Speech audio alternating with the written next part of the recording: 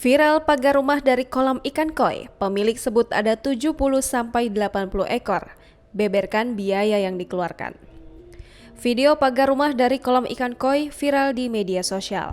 Unggahan akun TikTok @jjyeni3 Rabu 8 September 2021 telah ditonton hingga 3 juta kali. Dalam videonya, pengunggah memperlihatkan sejumlah kegiatan di depan rumahnya.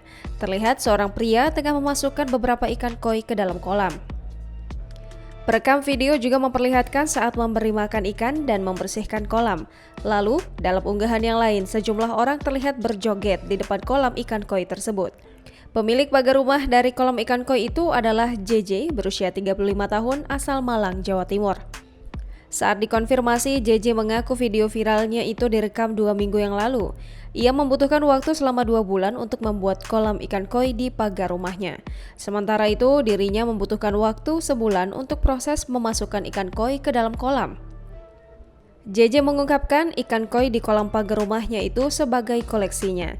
Adapun jumlah ikan koi yang ada di kolam pagar rumah yakni sebanyak 70-80 ekor ikan. Warga Malang ini mengeluarkan biaya yang tak sedikit untuk membuat pagar rumah dari kolam ikan koi. Ia mengatakan biaya pembuatan pagar rumah dari kolam ikan koi itu sebesar 50 juta rupiah.